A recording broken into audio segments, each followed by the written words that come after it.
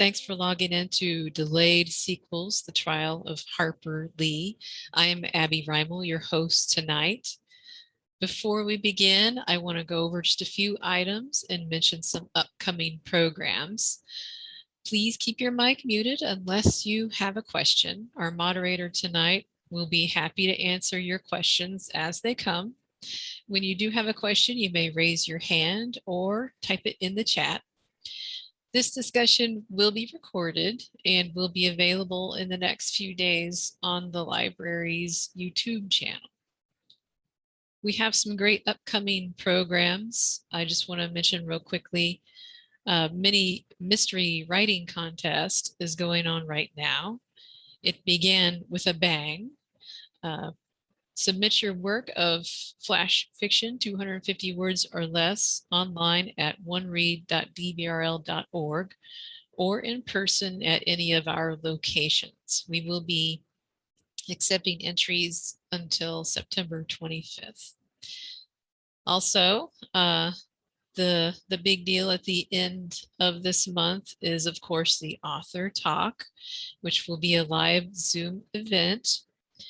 KFRU on-air personality David Lyle will be chatting with author Casey Sepp, and he'll be asking questions from the community. So if you haven't already, submit your questions online at oneread.dbrl.org. And of course, this is happening September 30th at 7 p.m. Now, for the main event, I'd like to introduce you to our discussion guide, Matthew Dube, who is a professor of English at William Woods University. He holds a PhD in English literature from the University of Louisiana Lafayette. One of his specialties just happens to be 20th century American literature. So I think we are in good hands tonight as we discuss the careers and struggles of authors like Harper Lee. Thank you so much, Matt. Thank you. I'm excited to be here, and hopefully I've taken over your screen now. So today I wanted to talk a little bit about Furious Hours, which has sort of tells the story of Harper Lee's efforts to write a second book, to write a follow-up to her landmark To Kill a Mockingbird, and her struggles to get that done. And it's sort of an interesting book, as many of you know. Have people here read Furious Hours? Has anybody read Furious Hours? Yes, Abby? Anyone else? Well, this is very quiet so far. What I'm going to do is I'm going to start, I have a slideshow to sort of talk about some of the issues involved in the book, and then we're going to talk about other literary projects and other kinds of artistic projects that are similar to Harper Lee, who maybe had some challenges writing that sequel to her original book here. Okay, so, and again, just a reminder, if you are logged in, take a look and see if your username is Matt Dube. If you use the William Woods link, you may have yourself in there. Hey, Barbara Schneider and Linda Breedlove, the two of you read the book, and it seems like you enjoyed it. So you can change your name by clicking on the three dots next to your picture and change it from being Matt Dube to being something that more accurately reflects who you are. I am going to try to exit the full screen here so I can do this right, but we'll see what happens. So we're talking about Harper Lee and the problem she had writing a sequel to Kill a Mockingbird, which, as we know, is a book that came out in 1960. As Casey Sepp's book tells us, if we didn't already know, it was almost immediately very popular. It was a book that did really well. It stayed on the bestseller list for years and years and years. Most of us have probably read To Kill a Mockingbird at one point or another, either in real life or sort of in our personal time, or it was assigned to us in school. And it has this really significant reputation. And it became one of the books that defined Harper Lee, despite her efforts over the course of years and years to write a follow-up. As Casey Sepp tells us, Harper Lee had a plan to follow up To Kill a Mockingbird with a book of nonfiction. And this is the process that she describes in the Furious Hours, where she talks about the murder trial that Harper Lee returned to Alabama to study as a journalist and to write for the New Yorker. And she spent 20, 25 years trying to write this book before she finally more or less gave up and decided it was something she was never going to be able to do. So as a result, she went well into her later years, having never published a follow-up to Kill a Mockingbird, until shortly before her death in 2015, she agreed to allow Go Set a Watchman as her second book. And this created a lot of interest because of the great interest and love that people had for To Kill a Mockingbird. The idea that 55 years later, there would finally, for the first time, be a second book by Harper Lee got people very excited. So if we're talking about her intended sequel, we're talking about the book that forms, the murder trial that forms the spine of Casey Sepp's book. So she has this case where there's a African-American rural preacher who is accused of having killed several of his wives, as we know, and then in the process of this, everybody thinks he's taking out insurance policies on his wives, and then he's killing them and getting rich doing this. Finally, one of the women that he is involved with, her husband shoots and kills the preacher himself in the middle of a church service. And that leads to a court trial, of course. The murderer is put on trial for murder, and he is defended by the very man who has defended the preacher himself in the previous cases where he was accused of conspiring to murder his many wives for their insurance settlements. So in a lot of ways, Harper Lee's book engaged some of the same topics that she engages in To Kill a Mockingbird, primarily questions of race, class, and community. Only here, the African-American characters are not fulfilling a very small role as they do in To Kill a Mockingbird, but the African-American characters are at the center of the story. And maybe this is part of what interested Harper Lee, since To Kill a Mockingbird is kind of a pre-civil rights book, and this feels like it could become a post-civil rights book for Harper Lee to write.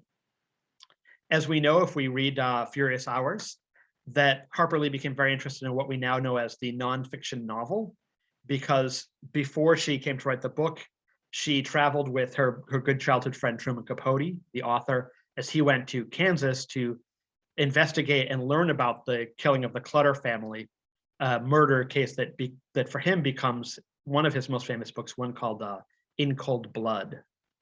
And that was a nonfiction novel in the sense that it was novel length. It had characters and storylines and plots like you'd expect in a novel, but it was all nonfiction. It was a piece of reporting.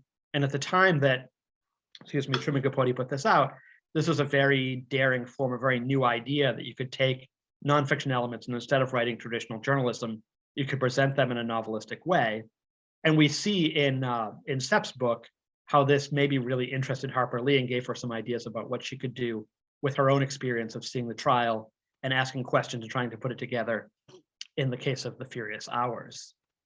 However, in the process, she ran into some real troubles that prevented her from completing the book in the way that she had intended.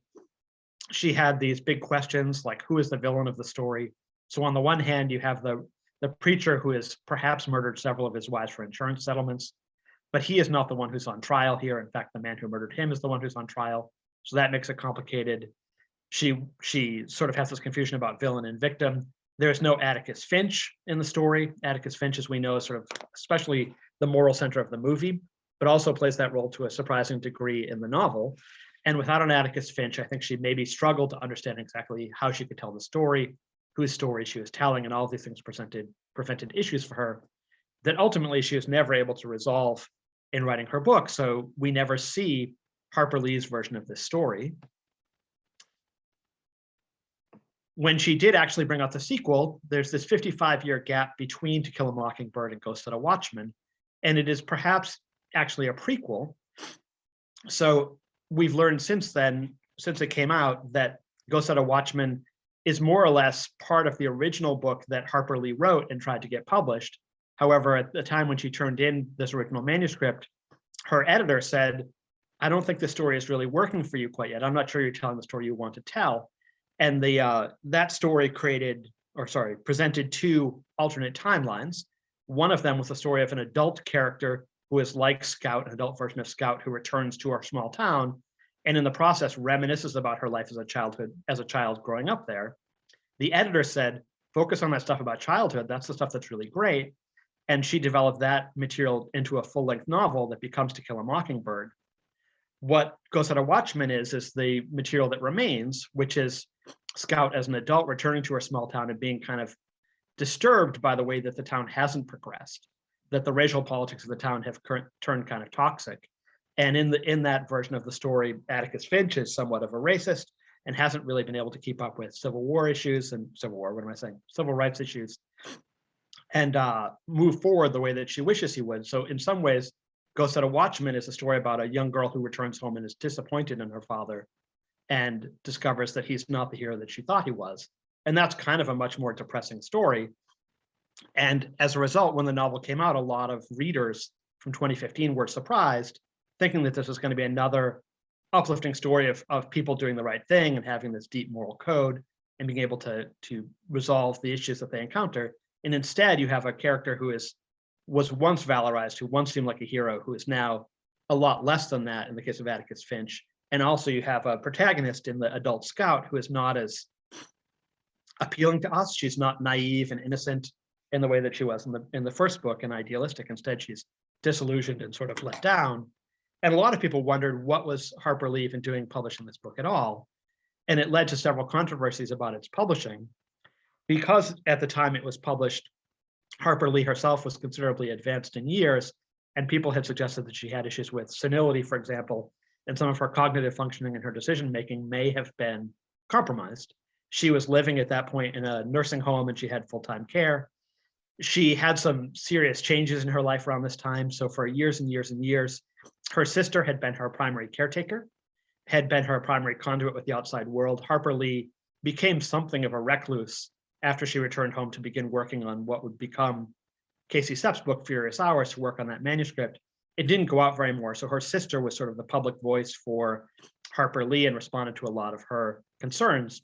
However, Harper Lee's sister died before she did, and Harper Lee hired somebody new to represent her publicly. And that was the woman who shortly after the sister's death said, oh, of course, there's a second book. We'd love to bring it out. And that brought out, Ghost at a Watchman. So that led a lot of people to wonder, did Harper Lee actually approve of authorizing the second book and publishing the second book? And was she capable and qualified to make that assessment, or was she at a point in her life where other people needed to make the decisions for her? Has anybody read Ghost at a Watchman? And you can definitely put on your microphone and talk out loud if you'd like to hear. I have not read it because I heard it was depressing and kind of awful in that way, but I just don't know.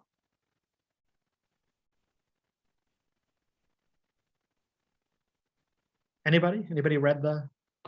Yes, I have read it. What do you think, Yvonne? I took it that it probably shouldn't have been published. I now know was considered a prequel. Yeah. The one that she took to the publisher originally. There's a lot about this in Furious Hours, and it's pretty interesting, I thought. Megan, did you appreciate Ghost at a Watchman? I found it very depressing, but it was still pretty good. Can you develop that thought more? I read it back in high school, so I don't remember much of it, but I don't know. I thought it was just I didn't think it was as good as her first. So I heard it definitely doesn't have that sort of uplifting. No, it didn't. The first one. No, it didn't. I mean, it's really, the story to me is really interesting that she sets out to write this one book about how it seems like the story is, in some ways, I romanticize my childhood. As an adult, I have to ask more of my community. And the way that the book gets split into two and becomes this one book about how my community was great, and another book about how my community let me down. And the one is the one is To Kill a Mockingbird, which people love. And the one that's more challenging is the one that I think a lot of people are like, this isn't what I want this book to be. And it's telling in some ways. And it's hard. I mean, I think when you are a writer who is as successful as Harper Lee was, it's really challenging to come up with a follow-up for that. And she's not the first person who's ever had challenges writing a follow-up to a very successful work. So here are some other very delayed sequels that I sort of pulled together to think about this as a topic for our discussion today. And here I have some of these are some famous books. So for example, Juneteenth is the second book by the author of Ralph Ellison, who wrote The Invisible Man, which is again a really significant book in terms of the civil rights struggle and dealing with issues of race. Invisible Man came out in 1952. Ralph Ellison spent the rest of his life trying to write a follow-up to that. And ultimately it was this book called Juneteenth, which he spent almost 50 years writing and died before he finished. And 4 years after his death, his students went through his work and created a coherent version of this. He had written something like 2,500 pages. And I think the version of Juneteenth that was published is about 300 pages. So they tried to take all his work and sort of pull it together and make something out of it. Goethe, as we know, the famous German writer Goethe, wrote the play Faust, which is the classic version of the Faustus story, Dr. Faustus who sells his soul to the devil in exchange for perfect knowledge.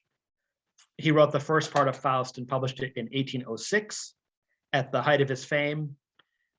Later in life, Faust Part 2 was published in 1832. The asterisks here mean that the author is dead at the time of the publication, so we don't know whether the author has really agreed to have it published at this point, or we're just hoping that there's something in this work that's valuable to us.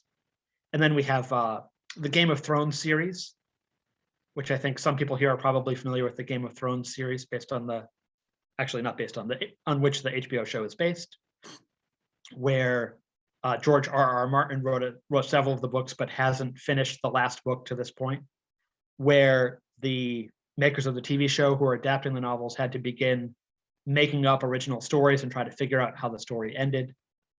And it was a big thing at the time when the final season of Game of Thrones came out. They were like, oh, just wait, any minute now, George R.R. Martin will go ahead and publish the final volume, and it will be much better than the ending of the TV show, which a lot of people found really disappointing. But at this point, has it been 3 years since Game of Thrones ended?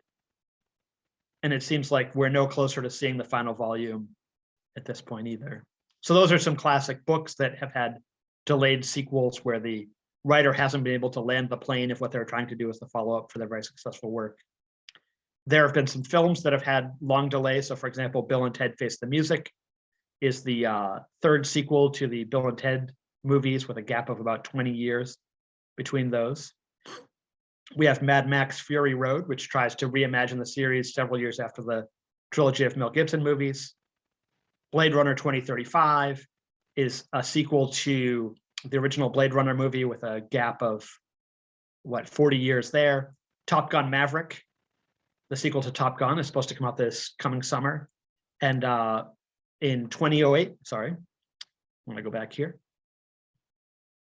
Wall Street 2, Money Never Sleeps, came out as a kind of a very different sort of movie than the original Wall Street. In the original Wall Street from the 1980s, Michael Douglas played this Gordon Gekko who said famously, greed is good. And he seemed to have grown and evolved as a character in the second movie, where he questioned how good greed really was. So you see stuff like that. In music, there are lots of sequels as well. So some significant examples might be Neil Young put out a sequel to his album Harvest about 25 years after the fact, and put out an album called Harvest Moon, which is a sequel. Jay-Z put out The Blueprint 2, which is his follow-up to The Blueprint. Lil Wayne has the Carter and Carter 2 and the whole Carter series. Do you guys know of any other sequels that took a long time between them? You can do the chat. You can turn your mic on, whichever works for you. Did these authors, so you're talking about sequels, which is different than having a second book? It's true. In the films, did any of the filmmakers make other films in between, or were they just situations where somebody made a movie, never made another one until 20 or 30 years later? So I'm being intentionally really sloppy with my language here. So with the movies, at least, they are deliberately sequels. So Bill and Ted Face the Music is meant to be a follow-up to the first two Bill and Ted movies, which came out within about 3 years of each other. And the 20-year gap to me is a big one. The actors, obviously, Keanu Reeves has made many movies between the first two Bill and Teds and the third Bill and Teds, but to me, they're in the same universe, have the same characters. And I imagine something similar is happening with Top Gun. the Tom Cruise and Val Kilmer and others will be in there. So those are true sequels. I think you're right if you were to say like Juneteenth isn't really a sequel to The Invisible Man, but it's a second book, the same way that Harper Lee tried to write a second book. And was it good? Was Juneteenth well received or? Yes, but not in the same ways that people liked Invisible Man. I think people thought it was a really significant artistic work, but it wasn't a work that captured the popular imagination. Maybe because it was so long in the making, people felt it was kind of dated. Mm. So Matt, That would make a difference. we have Someone- the Star Wars. Sam Alvarado mentions the 3 Star Wars trilogies. Yeah, I mean, and I was thinking about that too, that especially the Phantom Menace trilogy, the first part, chapters 1, 2, and 3, was a really long gap. I think there was a less of a gap between that set of trilogies and the later trilogy, maybe movies 7, 8, and 9. Yeah, we have a couple of mentions of Lord of the Rings and The Hobbit. Uh-huh. So as well. are the 10 years lead between The Hobbit and Lord of the Rings, is that the writing, or is that the movie making? That I don't know. This was a comment It from was me. the movies. Yeah. Okay. Yeah. Sure. Which sort of surprised me, but I think maybe they needed time because it was such a big production making the original Lord of the Rings movies. Yeah, I think the budget had to be huge and technology really caught up by the time that they made The Hobbit. Like they were able to do more CGI stuff. So Uh-huh. Space Jam, that's a good one. I hadn't thought about that. But that's definitely a long gestating sequel with sort of interesting ways.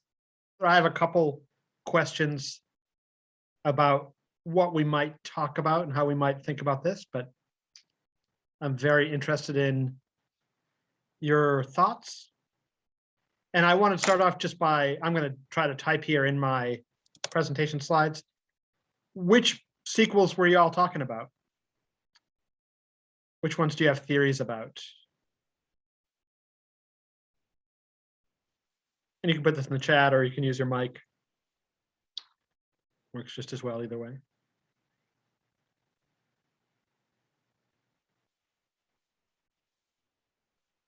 Lee, I don't understand which mountain, like the WTICH, which mountain? Escape from which mountain and all that?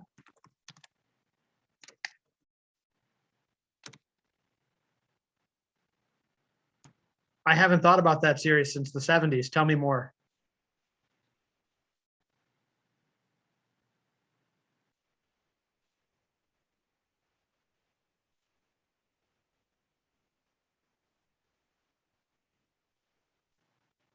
Or not. Anyone else have series that they were thinking about? Oh, there is the one they made in 2010 with The Rock. That's totally right. When I was a kid, that was a huge series. It used to be on TV on Saturday mornings. And I loved it, but I also didn't completely understand it. I think I only ever saw maybe Return to Witch Mountain, and I was like, where's the first one? But I think that might have been the first one, just confusing titles. I also love The Cat from Outer Space. I loved all those Disney movies. Jurassic World is another good one. Monsters, Inc. Although I think some of the Monsters, Inc. and Monsters U stuff came out in a pretty short period of time.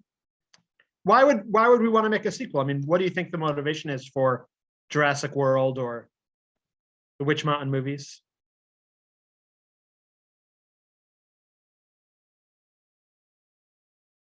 So the idea is to make more money.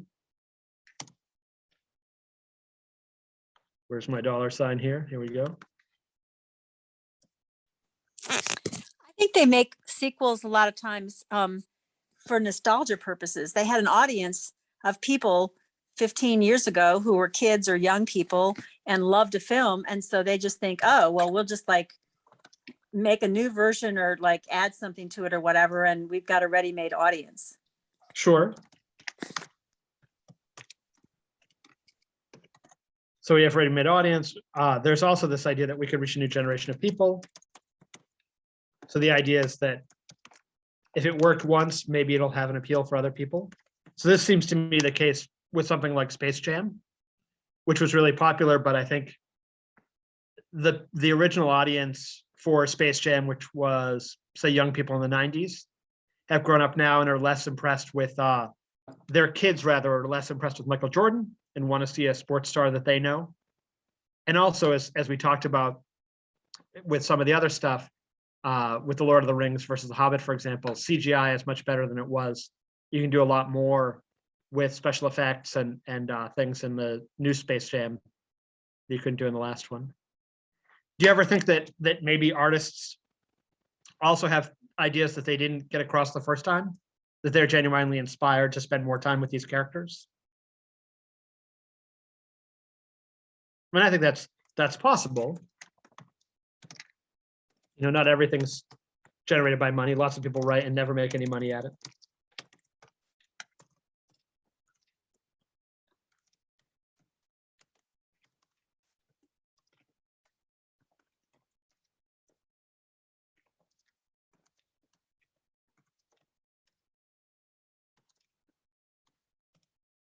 I think it's also possible too that people think, you know, that this project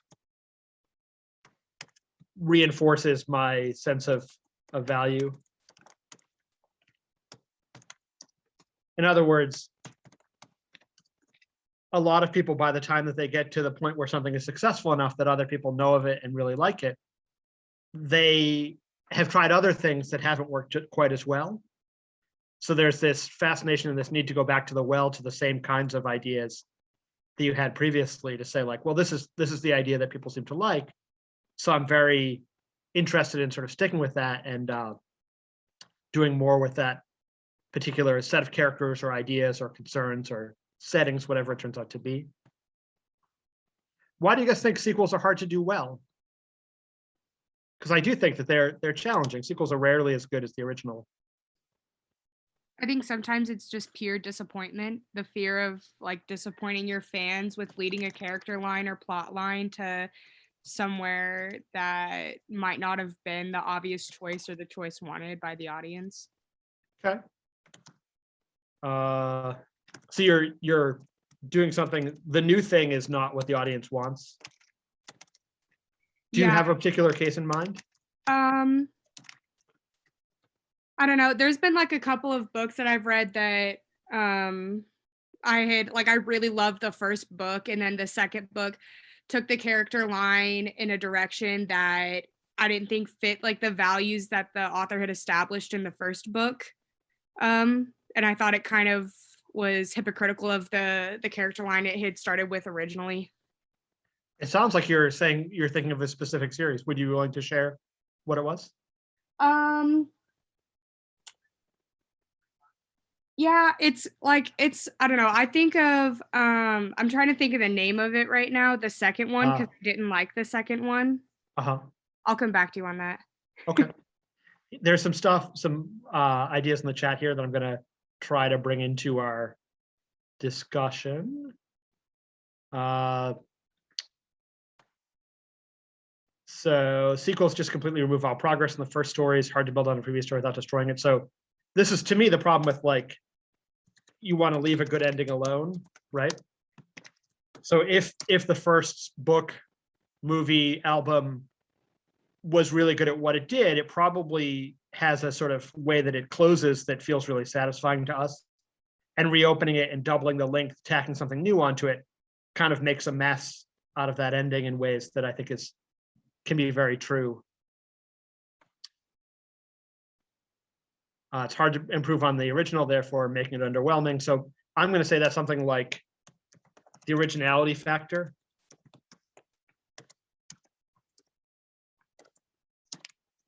It was a good idea, but it's hard to repeat. You know, the shock of the new isn't there.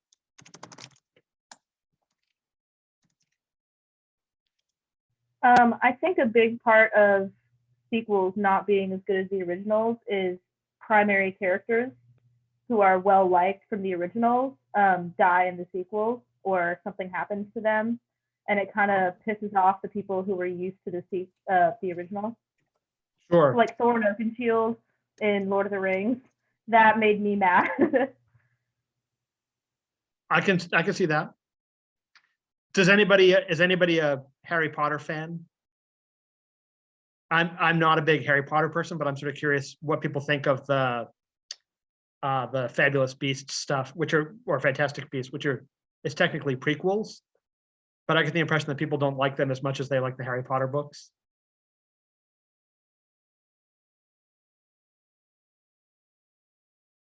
Someone in the chat has mentioned that there's a prequel to the Sopranos movie coming out next month. Someone also says Shrek 2 is a perfect sequel, which seems reasonable. I enjoy both of them. I do think that the casting in that Sopranos sequel is really interesting. So you have a younger version of Tony Soprano played by James Gandolfini's son, so really is a younger person who looks a lot like his dad. There's a lot happening in the chat here.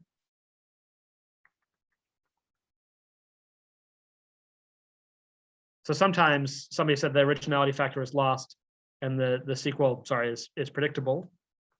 So sequel just rehearses and reheats elements from the original.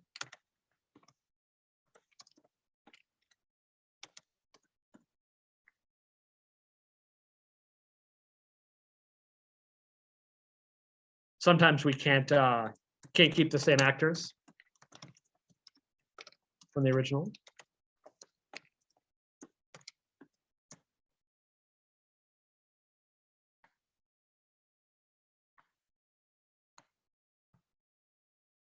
I mean, I think all of these are things that we have to think about, and it makes the process of writing art really challenging. One more thing is that sometimes success is a product of its time.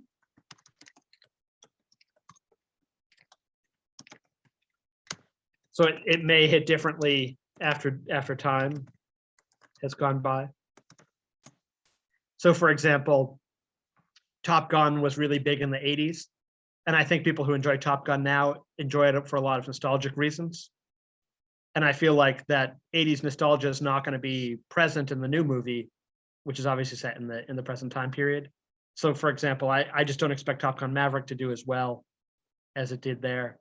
In the same way that Harper Lee writing To Kill a Mockingbird in 1960, with one particular take on race relations, again, after the civil rights movement, you wouldn't expect her to tell the same story again. If you did, I think that would feel really weird. You know, she has a story, the first story is set, let's say, in the 40s. If she tries to tell the same story set in the late 60s, it's a very different kind of reaction that we could expect to get from that.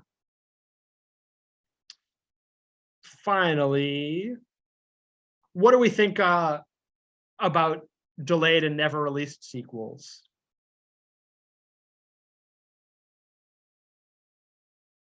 Can we think of reasons why some sequels maybe never come out? We have talked a little bit about Ghost Out of Watchmen. Have you heard about other movies or books that were planned that just never came about?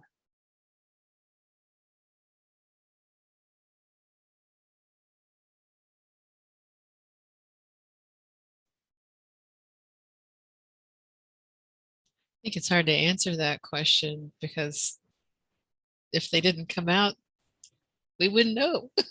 It's true. It's true. I think about I follow comics pretty closely, and there are lots of great comics that were supposed to come out and have just never happened. People plan these sequels and you hear about them for years and then they never happen. What about some of the ones that have been delayed? I mean, why do you think we got a second Space Jam, for example, or was it Incredibles 3? Was that the more recent one? Incredibles 2 is the more recent one. There was supposed to be a third Percy Jackson movie, but because they cast like a 25-year-old man to be Percy Jackson, who was a 12-year-old boy, it didn't really work out that well. Okay. That makes it challenging for sure. Yeah, so we may also have this case where actors you know, let's say they want more money for the sequel. Is anybody a fan of the Marvel Black Panther movie? I mean, I think obviously Chadwick Boseman passed away before he was able to make the second movie. So there's this need to recast or rewrite it somehow to build in the fact that there's a different actor or there's a different person in the role of Black Panther. So we'll say real life can get in the way.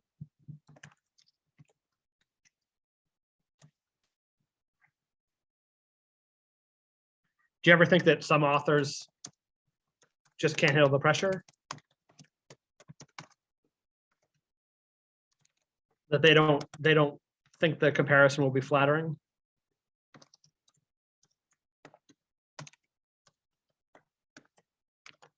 I mean, I do think as much as we talk about money being a driving factor here, I think also there's people who are writing screenplays or novels or albums feel a lot of pressure to live up to their earliest work. And sometimes they might feel like, I just can't do that. I think we've all had moments where we think, wow, I'm past my peak now. I'm never going to be quite as good as this again. And I think that might be part of what had happened to Harper Lee, for example. If To Kill a Mockingbird had been a medium level success, it might have been easier for her to go back and say, well, that's what I'm capable of. And I have 3 or 4 more mediocre books in me. And that wouldn't be a problem for me to write those books. But when something hits so big, when it's so huge, I do think it's really hard to follow up and to make something great out of your second attempt. There are lots of one-hit wonders, as we know, in the world of music, bands that just never quite get to that level again. Anybody else have thoughts on why sometimes these things delay and never actually come out at all?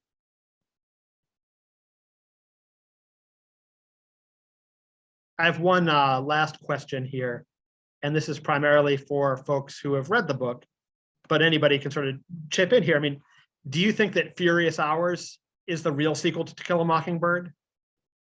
Has Casey Sepp solved the problem that Harper Lee couldn't and brought out a book that is the spiritual sequel to Kill a Mockingbird?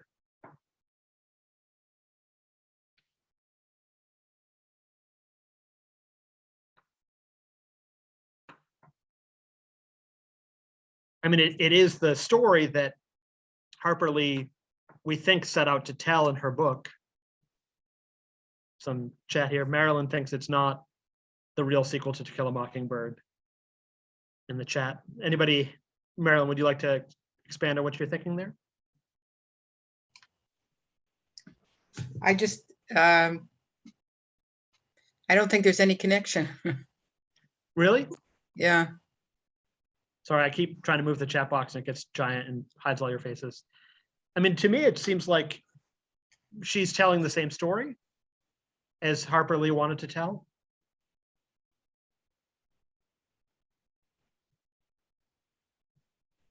I mean, I'm not sure it's as good. I don't think it was a full story. Furious Hours. Yeah. Yeah. I mean, it's interesting that she talks about how Casey Sepp talks in her book about how Harper Lee could never quite figure out the artistic structure that would make it all make sense. You know, that question of who's your protagonist, who's the victim, who's your hero. And I'm not, like you, I'm not convinced that Casey Sepp completely figured that out either. I mean, I'm doing another presentation, read event rather, next week. And it's sort of about how she wrote 3 small books rather than 1 big book, I think. Yes, I agree with that. Do you think that, does anybody think that she wanted to, that Casey Sepp is like, I can finish the work that Harper Lee started out to do, whether she succeeds or fails?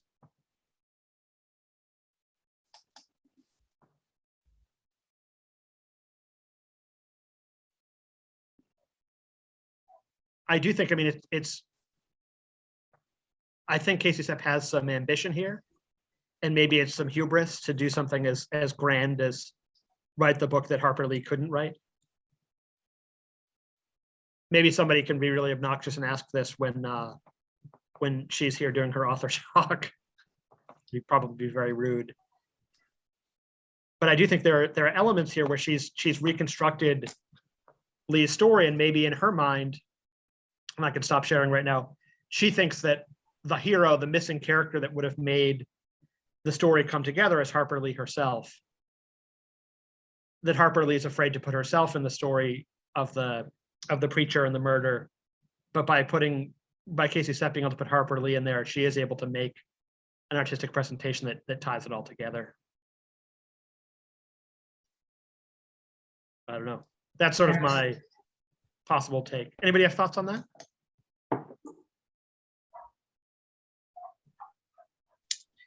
I felt like if I may, the Yeah, book please. was several good magazine articles.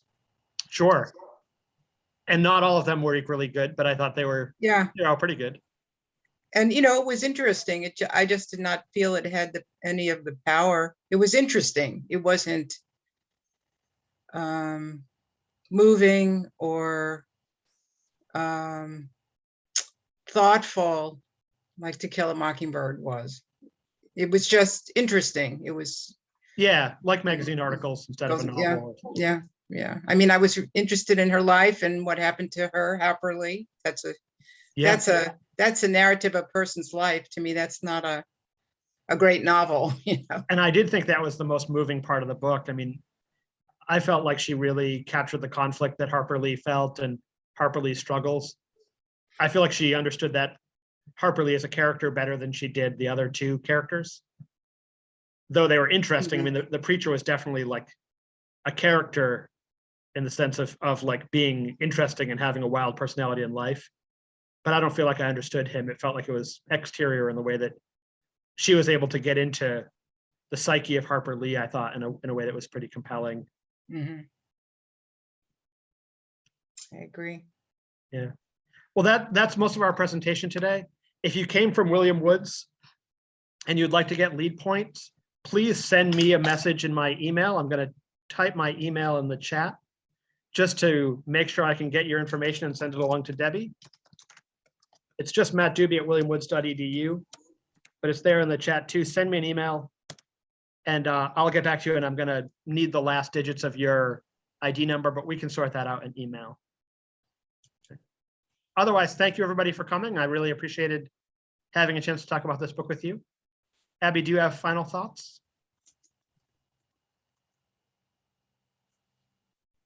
I think you're muted. Yeah. Oh. I'm back. Final thoughts. I'd just like to thank everyone for attending and sharing their observations with us tonight.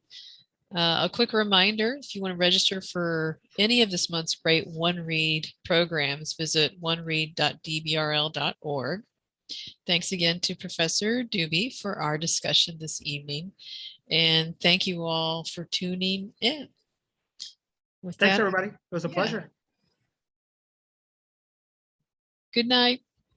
Bye, everybody.